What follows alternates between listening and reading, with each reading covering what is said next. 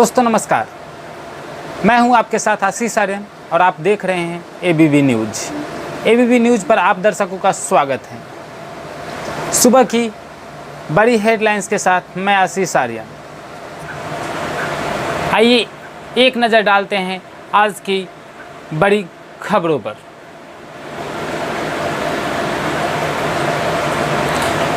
Driving licence RC permit की validity 30 सितंबर तक बढ़ाई गई। कोरोना वायरस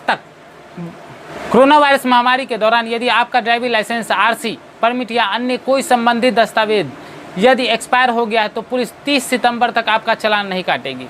केंद्रीय सड़क परिवहन और हाईवे मंत्री नितिन गडकरी ने मोटरसाइकिल डॉक्यूमेंट की वैलिडिटी को एक बार फिर बढ़ाने की घोषणा की है। मंगलवार को इन डॉक्यूमेंट्स की वैलिडिटी 30 सितंबर तक बढ़ा दी गई। इसके साथ ही मंत्रालय ने इस संबंध में सभी राज्यों और केंद्र शासित प्रदेशों को एडवाइजरी भी जारी कर दी है। इसके पहले लॉकडाउन की वजह से 30 मार्च को मंत्रालय ने सभी राज्यों और केंद्र शासित प्रदेशों को एडवाइजरी जारी करते हुए fitness permit, driving licence, registration और अन्य किसी भी तरह की संबंधित डॉक्यूमेंट के लिए वैलिडिटी बढ़ाने की सलाह दी थी। उस समय 1 फरवरी से एक्सपायर हुए डॉक्यूमेंट्स की वैलिडिटी 30 जून तक बढ़ा दी गई थी। मंत्रालय की ओर से कहा गया कि कोविड-19 की मौजूदा स्थिति को देखते हुए और अपीलों को देखते हुए मंत्री नितिन गडकरी ने इस अवधि को 30 सितंबर तक बढ़ाने का निर्देश दिया है। इसके बाद एक ऑर्डर में सड़क परिवहन मंत्रालय ने 21 मई को एक नोटिफिकेशन जारी करते हुए 31 जुलाई तक फीस वैलिडिटी और अतिरिक्त फीस से छूट दे दी थी। अब राज्य को फीस, टैक्स, रिन्यूअल, पेनल्टी आदि से भी छूट पर विचार करने को कहा गया है। सरकार के इस फैसले से उन लोगों को काफ़ी राहत मिलेगी जिनके दस्तावेज की समय सीमा इस बीच खत्म हो गई थी। लॉकडाउन खुलने की वजह से लोगों के वाहन से ड्यूटी पर जाना पड़ रहा है। ऐसे में उन पर जल्द इन डॉक्यूमेंट्स को रिन्यू कराने का दबाव था।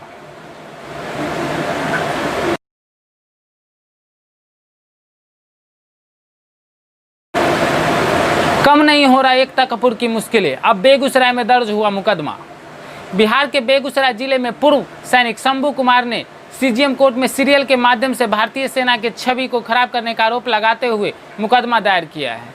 इसमें वेब सीरीज सीजन 2 के प्रोड्यूसर व डायरेक्टर एकता कपूर व शोभा कपूर को आरोपित बनाया गया है। दोनों आरोपितों के खिलाफ धारा 499, 500, 501, 503, 504, 124 व एवं अन्य भारतीय दंड विधान की धारा 66 के तहत परिवाद संख्या 524/2020 दर्ज हुआ।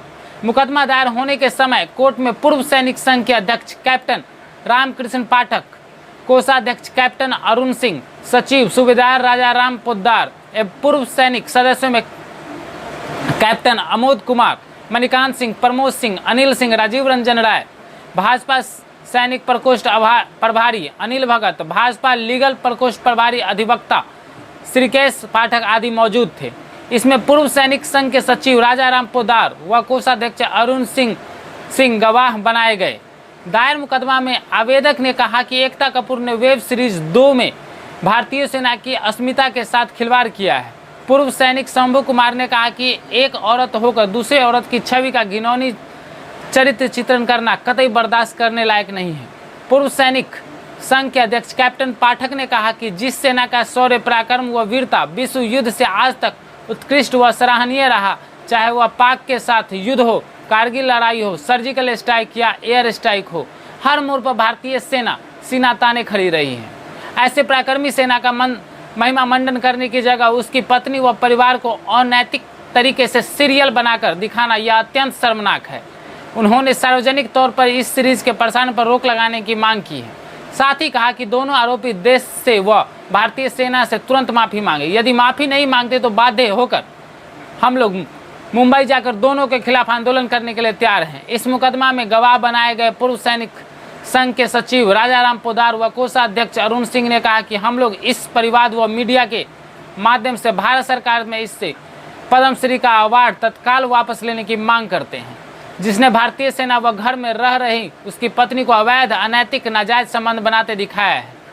परिवाद दायर होने के बाद मुख्य न्यायिक दंडाधिकारी ने इसे अगली सुनवाई के लिए राजीव कुमार के न्यायालय में स्थानांतरित कर दिया है।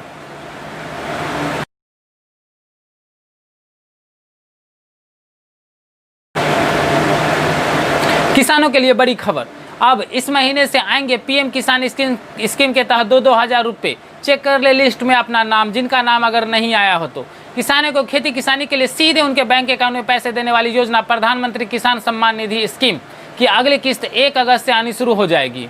यानी 2 माह बाद मोदी सरकार आपके खाते में 2,000 रुपये और डालेगी। इस स्कीम के तहत सालाना 3 किस्त में 6,000 रुपये दिए जाते हैं।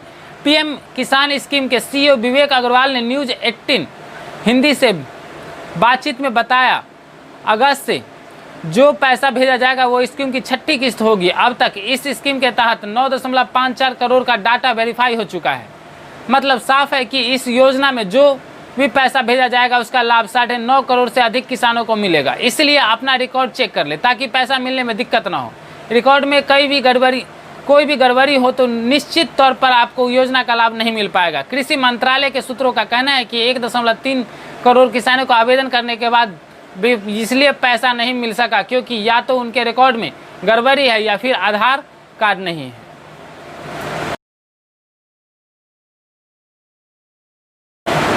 जिनके पास एसबीआई में खाता हो वो अपनी इस जानकारी को गौर से देखें। मोबाइल ऐप के जरिए दिन ब दिन बढ़ते जा रहे धोखाधड़ी के मामलों को देखते हुए देश के सबसे बड़े बैंक एसबीआई ने ग्राहक के लिए एक अलर्ट जारी किया है। बैंक ने एक ट्वीट करके लोगों से किसी अनधिकृत मोबाइल ऐप का इस्तेमाल न करने की सलाह दी है। एसबीआई ने कहा कि इस तरह के मोबाइल ऐप जालसाजों को आपके डिवाइस पर नियंत्रण रखने के एवं आपके कॉन्टैक्ट, पासवर्ड और फाइनेंशियल अकाउंट्स तक का एक्सेस दिया जाता है।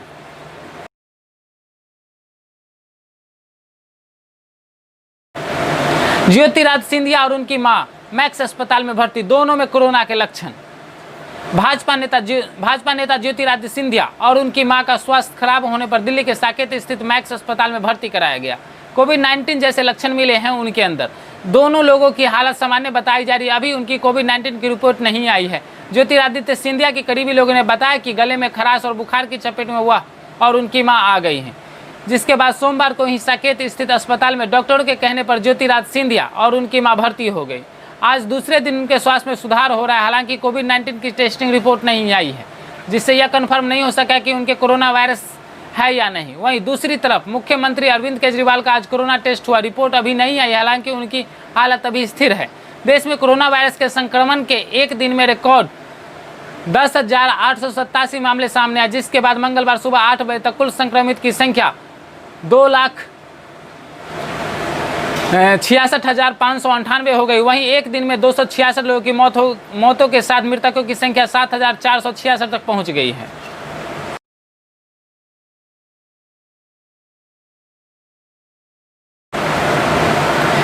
तेजस्वी यादव को महागठबंधन का नेता मानने से इनकार किया जीतन राम मांझी ने। तीसरे मोर्चे पर भी होगी चर्चा।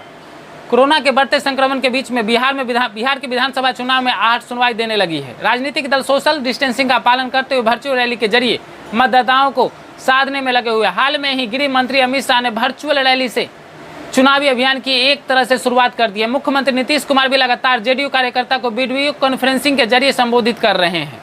मुख्यमंत्री नीतीश कुमार भी लगातार इस मामले में सत्ता पक्ष जहां चुनावी तैयारियों में जुट चुके, वहीं विपक्षी दलों के महागठबंधन में लगातार मतभेद सामने आ रहे हैं। बिहार में इस साल के अंत में होने वाले संभावित विधानसभा चुनाव को लेकर अब सभी राजनीतिक दल अपनी रणनीति बनाने में जुटे हैं। वहीं विपक्षी दलों के महागठबंधन में शामिल दलों में किच प्रारंभ हो गई है, जिससे महागठबंधन में दरार काफी चौड़ी होती जा रही है। महागठबंधन के नेता भी अब खुलकर इसके लिए आरजेडी के तानाशाही रवैये को दोष दे रहे हैं। दिगर बात यह है कि नेता भी यह कहते हैं कि लालू प्रसाद अगर होते तो यह समस्या नहीं होती। तेजस्वी को नेता मानने के लिए मांझी तैयार नहीं है। कोरोना संक्रमण के इस दौर में बिहार विधानसभा चुनाव की तैयारियां प्रारंभ है। आरजेडी के नेता और लालू प्रसाद यादव के छोटे बेटे तेजस्वी यादव को आरजेडी ने मुख्यमंत्री उम्मीदवार घोषित कर दिया, लेकिन हिंदुस्तानी आवाम मोर्चा के प्रमुख जीतन राम मांझी पूर्व मुख्यमंत्री ने साफ तौर पर कह दिया कि तेजस्वी यादव महागठबंधन के नेता नहीं है। इस बीच महागठबंधन में शामिल छोटे दलों हम के अध्यक्ष मांझी, राष्ट्रीय लोक समता पार्टी के प्रमुख उपेंद्र कुशवाहा और विकासशील इंसान पार्टी के प्रमुख मुकेश सहनी पिछले कुछ दिनों के अंदर 2 बार बैठक कर चुके हैं। ये सभी नेता महागठबंधन में समन्वय समिति बनाकर कोई भी निर्णय लेने की मांग कर रहे हैं, लेकिन आरजेडी अपनी जिद पर अड़ी है। क्या होता है या आरजेडी के दलों की सुनते हैं या कि नहीं, इसके लिए हमारे साथ जुड़े रहें। महागठबंधन में कई नेताओं के नाम प्रकाशित नहीं करने की शर्त पर कहते हैं कि आरजेडी कई बार निर्णय बिना किसी अन्य दल की सूचना को ले लेता है। मांझी ने कई मौके पर इस लेकर विरोध जता चुके हैं। मांझी ने यहाँ तक कह दिया कि तेजस्वी अपने सामने किसी को समझते ही नहीं। इधर हम के प्रवक्ता दानिश रिजवान सीधे तो कुछ नहीं कहते, लेकिन इतना जरूर कहते कि मुख्यमंत्री के चेहरे पर कोऑर्डिनेशन कमेटी फैसला करेगी। आरजेडी के कुछ तानाशाह नेताओं की वजह से अभी तक महागठबंधन में कोऑर्डिनेशन कमेटी का गठन नहीं किया गया है। विधानसभा चुनाव में महागठबंधन का चेहरा कौन होगा यह कोऑर्डिनेशन कमेटी ही तय करेगा। उन्होंने सीधे तौर पर तेजस्वी का नाम तो नहीं लिया, लेकिन कहा कि आरजेडी के वरिष्ठ नेताओं के कारण महागठबंधन में दरार है। उन्होंने यह भी कहा कि अगर लालू प्रसाद होते तो यह स्थिति उत्पन्न नहीं होती। बिहार में तीसरे मोर्चे का भी सुगबुगाहट हुआ तेज। इधर सूत्रों का कहना है कि छोटे दल कांग्रेस के बड़े नेताओं के संपर्क साध रहे हैं, जहां कहा जा रहा है कि महागठबंधन में अगर बात नहीं बनी तो कई दल मिलकर अलग मोर्चा बना सकते हैं। सूत्रों का कहना है कि नेताओं के बात जन अधिकारी पार्टी के प्रमुख पप्पू यादव, वामपंथी दलों और वंचित समाज पार्टी जैसे दलों से हो रही है। समिति के चेयरमैन ललित मोहन सिंह स्वीकार करते हैं कि कई छोटे दल उनके संपर्क में हैं। उन्होंने स्पष्ट कहा कि बिहार में होने वाले चुनाव में छोटे दल मिलकर लड़ेंगे, जिसके लिए बात चल रही है। आरजेडी और कांग्रेस ने किया टूट से इनकार। इधर कांग्रेस भी महागठबंधन में टूट को नकार रही है। युवा कांग्रेस के पूर्व अध्यक्ष ललन कुमार ने कहा कि महागठबंधन एकजुट है। उन्होंने स्वीकार किया कि गठबंधन में टूट का लाभ भाजपा जदयू को होगा। उन्होंने कहा कि आज सभी को एकजुट रहने की जरूरत है। आरजेडी भी टूट से इनकार करते हुए कहा कि महागठबंधन एकजुट है। आरजेडी के प्रवक्ता मृत्युंजय तिवारी कहते हैं समय आने पर सब कुछ तय हो जाएगा। आरजेडी ने बड़ा दल होने के नाते मुख्यमंत्री चेहरा के रूप में तेजस्वी यादव के नाम की घोषणा कर चुकी है। उन्होंने महागठबंधन के तीनों दल के बैठक के संबंध में पूछे जाने पर कहा कि चुनाव का साल है, सभी दल बैठक करते हैं। समन्वय समिति के संबंध में तिवारी कहते हैं कि पहले भी सामूहिक रूप से निर्णय होता था, तब भी मुख्यमंत्री मांझी जी के पुत्र को विधान परिषद भेजा गया।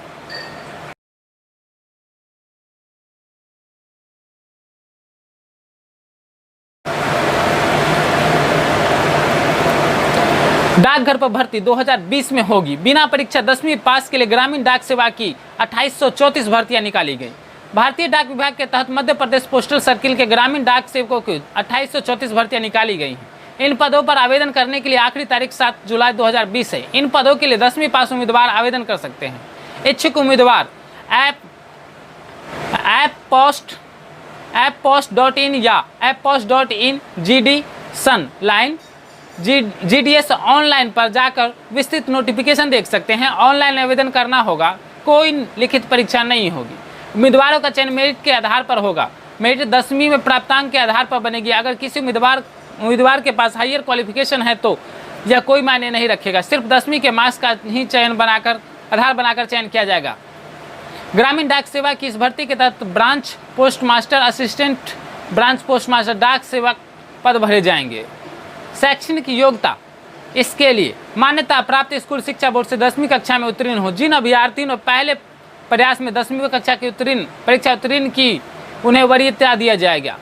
अनिवार्य शैक्षणिक योग्यता से अधिक योग्यता रखने वाले अभ्यर्थी किसी तरह की वरीयता प्राप्त नहीं होगी।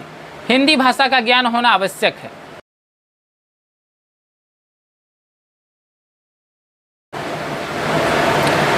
सीटेट जुलाई में संभावित एग्जाम होंगे, जानिए इसके लिए गाइडलाइन में क्या क्या बदलाव किए गए हैं। केंद्रीय माध्यमिक शिक्षा बोर्ड CBSE की ओर से आयोजित CTET 2020 5 जुलाई को होने की उम्मीद है। हालांकि परीक्षा की तिथि अभी घोषित नहीं की गई है। लॉकडाउन की वजह से पहले यह परीक्षा रद्द कर दी गई थी। अब गाइडलाइन में बदलाव के साथ वेबसाइट पर लोड कर दिया गया। हर जिले में परीक्षा केंद्र होंगे।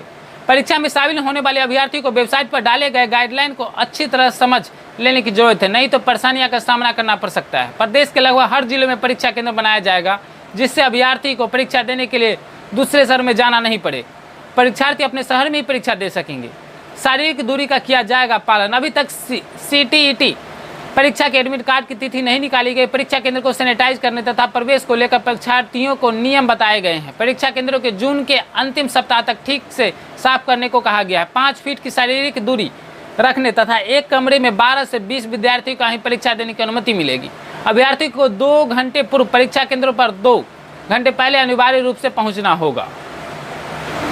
2 फोटो और ID प्रूफ के साथ मिलेगा प्रवेश।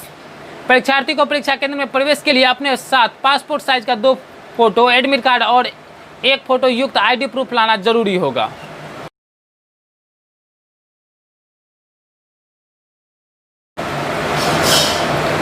जयपुर में एक ही मकान में रहने वाले 26 लोग मिले कोरोना पॉजिटिव, मचा वहां हड़कंप।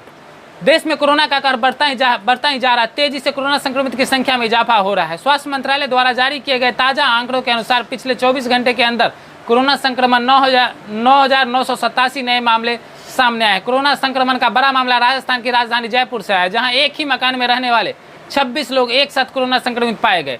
बताया जा रहा है कि रामगंज इलाके के एक ही मकान में रहने वाले 26 कोरोना संक्रमित मिले हैं। सोमवार की देर रात एक साथ सभी को रिपोर्ट पॉजिटिव आई, जिसके बाद सभी को अस्पताल में शिफ्ट कर दिया गया। वहीं स्वास्थ्य मंत्रालय की ओर से मंगलवार सुबह जारी अपडेट के मुताबिक देश में कुल मरीजों की संख्या 2,66,598 थी, जिससे 7,486 लोगों की मौत हो चुकी थी।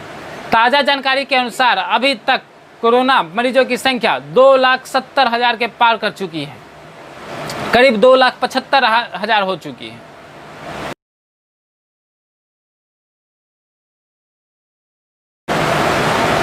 समस्तीपुर में ई-रिक्शा से ढोए जाएंगे नगर क्षेत्र के कचरे, गली गली पहुंचाना होगा आसान। नगर निकाय के वार्ड की गलियों अब ई-रिक्शा कचरा वैन से कूड़ा ढोया करेगी। इस ई-रिक्शे में पीछे कूड़ा रखने के लिए 2 भाग बनाया गया, एक में सूखा व दूसरे में गीला कचरा रखा जाएगा। इससे कचरा प्रबंधन में सहूलियत होगी। बताया जाता है कि वार्ड की गलियों से मैनुअल ठेला के माध्यम से कचरा ढोए जाने के समय लगता था, साथ ही गीला व सूखा कचरा अलग नहीं हो पाता था। नए रिक्शे में यह संभव होगा।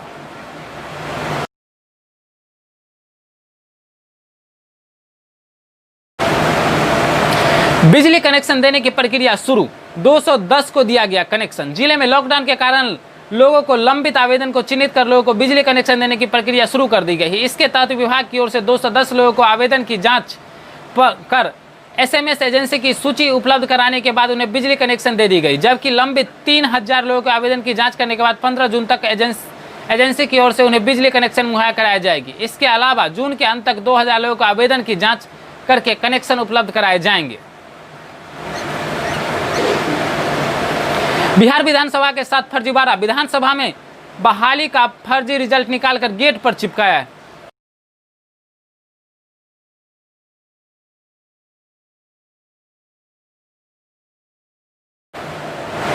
नीतीश के कानून के राज में बिहार विधानसभा के साथ ही फर्जीवाड़ा हो गया। बिहार विधानसभा में ग्रुप डी के पदों पर बहाली का आज फर्जी रिजल्ट निकाल दिया गया।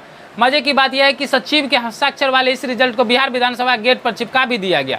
हैरत में पड़े बिहार विधानसभा ने फर्जीवाड़ी करने वाले के खिलाफ प्राथमिकी दर्ज कराई। दरअसल 2 साल पहले ही बिहार विधानसभा में 166 पदों पर नियुक्ति के लिए विज्ञापन निकाला गया था। विधानसभा ने driver, office attendant, library attendant के पदों पर वैकेंसी निकाली थी। बिहार विधानसभा में ऑफिस अटेंडेंट के कुल 90 पद, ऑफिस अटेंडेंट वॉचमैन के लिए 9 पद, ऑफिस अटेंडेंट स्वीपर के लिए 10 पद, ऑफिस अटेंडेंट गार्डनर के लिए 20 पद, ऑफिस अटेंडेंट फ्रास्ट के लिए 6, लाइब्रेरी अटेंडेंट के लिए 7, सीक्वेंस डिस्ट्रीब्यूटर के लिए 10 और ड्राइवर के लिए 14 पदों पर वैकेंसी निकाली थी।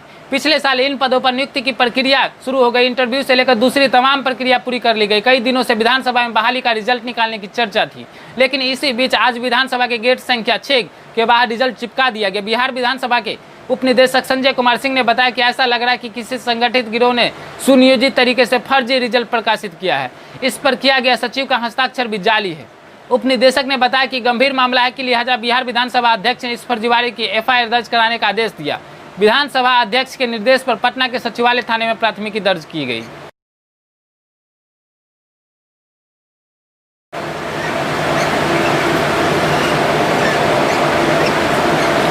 लालू के 73वें जन्मदिन पर 73,000 गरीबों को भोजन खिलाएगी RJD।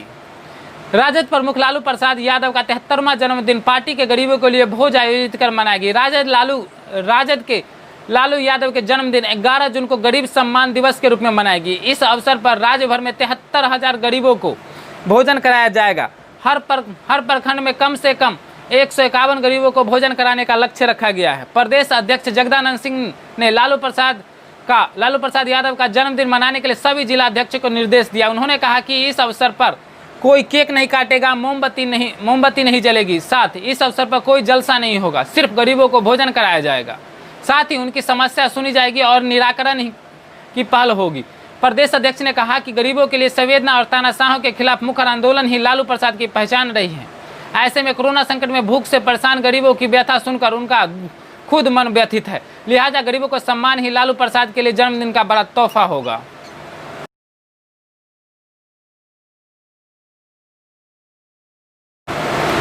रंगदारी नहीं देने पर वार्ड सदस्य समेत 2 को किया गया जख्मी।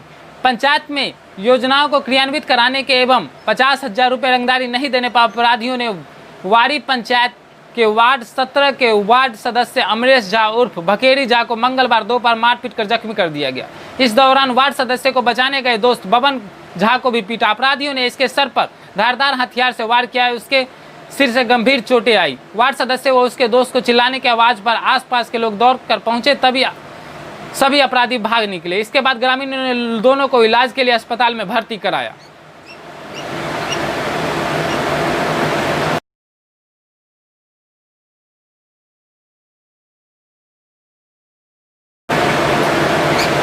कोविड-19 से जुड़े अधिकतर ऐप्स प्राइवेसी की सुरक्षा का नहीं करते हैं वादा। स्टडी में आया सामने।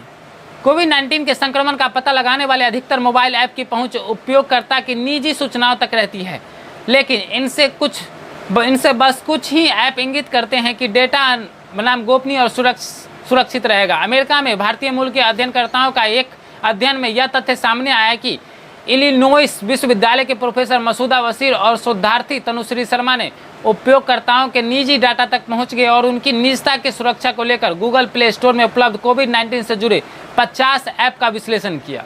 शोधकर्ताओं ने पाया कि यह तथ्य परेशान करने वाला है कि ऐसे ऐप उपयोगकर्ता के अत्यधिक संवेदनशील निजी पहचान, स्वास्थ्य के बारे में, स्थान और नाम, उम्र, ईमेल, मतदाता पहचान पत्र आदि के बारे में निरंतर सूचनाएं जुटाते रहते हैं। जर्नल नेचर मेडिसिन में प्रकाशित अध्ययन में शोधकर्ताओं ने लिखा कि सरकारें निगरानी करने के तकनीक का इस्तेमाल करती हैं और यह भी देखना होगा कि महामारी के बाद इनका इस्तेमाल कैसे किया जाता है। उन्होंने कहा कि उल्लेखनीय है कि ऐप के जरिए निगरानी से सरकारों को लोगों को आवाजाही के मार्ग और उनके समूचे सोशल नेटवर्क की पहचान का मौका मिल जाता है।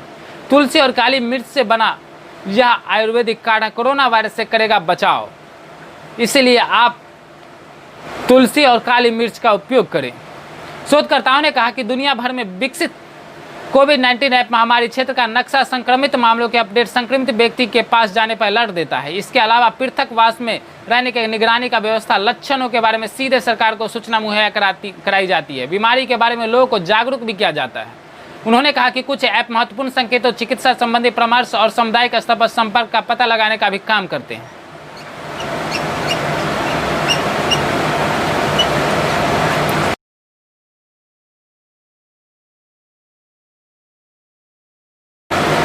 आइए जानते हैं कुछ सक्सेस। अगर लाइफ में आपको सक्सेस होना है तो वह कौन से ऐसे मंत्र है जिसको पाकर आप सक्सेस हो पाएंगे। कड़ी मेहनत सफलता हासिल करने का पहला मंत्र है, कड़ी मेहनत। याद रखें, मेहनत का कोई शॉर्टकट नहीं होता। यदि आप अपने पाठ्यक्रम की तरह जीवन को भी व्यवस्थित रखेंगे, हर कठिनाई से निपटने के लिए पहले से तैयार रहेंगे, तो आपको सफल होने के लिए कोई रोक नहीं सकता। यह पहला बिंदु था सफल होने के लिए जीवन में। दूसरा बिंदु की चर्चा करते हैं। खुश रहें, सदैव खुश रहें। किसी भी परीक्षा की तैयारी के दौरान नकारात्मक विचारों से दूर रखें, हमेशा पॉजिटिव थिंकिंग रखें। ठीक वैसे ही कई बार जीवन में बड़ी से बड़ी परेशानी भी सिर्फ आपके खुश रहने से ही दूर हो जाती है। खुश रहने की आदत आपको जीवन में सही फैसला लेने में भी मदद करेगी। तीसरा बिंदु, फोकस बनाए रखें। बिना फोकस बनाकर कई घंटे पढ़ाई करने से अच्छा है कि कुछ घंटे ध्यान लगाकर पढ़ाई करें। कुछ देर ही सही पर मन को एकाग्र रखकर पढ़ाई करें। ठीक उसी तरह असल जीवन में भी अपनी प्राथमिकताओं को फोकस में रखकर उन पर काम करना चाहिए। चौथा बिंदु, संघर्ष करें। हमेशा जीवन में बड़े सपने देखें और लॉन्ग टर्म गोल बनाएं। जब भी ऐसा लगे कि आप हार रहे हैं तो अपने सपनों को याद करें। खुद को यह एहसास दिलाएं कि आपके सपने इतने कीमती हैं कि ऐसा संघर्ष उनके सपनों के सामने कुछ भी नहीं है। पांचवा बिंदु, अपनी कमियां को स्वीकारें। यह एक विश्वव्यापी सत्य है कि जीवन में कोई भी व्यक्ति परफेक्ट नहीं होता। हर किसी के जीवन में कुछ न कुछ कमियां अवश्य होती है, लेकिन अगर व्यक्ति न सिर्फ उन कमियों को पहचाने बल्कि उन्हें स्वीकार करके अपने कमियों को ही अपनी खूबी बना लेता है, तो कोई भी उन्हें सफल होने से रोक नहीं सकता। ये तो हमारा था कुछ जीवन पर टिप्स। अगर आप भी चाहते हैं कि इस प्रकार का न्यूज आपके मोबाइल पर आए तो मेरे चैनल को जल्दी से सब्सक्राइब करें और शेयर करें, ताकि आपके साथ साथ दूसरे लोग भी मेरे न्यूज को देखें और वो भी मोटिवेट हो सके। अगर अभी तक आपने मेरे चैनल को सब्सक्राइब नहीं किया है तो जल्दी से मेरे चैनल को सब्सक्राइब कर ले और बेल आइकन का बटन दबाना ना भूलें, ताकि आपका हर नोटिफिकेशन आपके मोबाइल पर। धन्यवाद।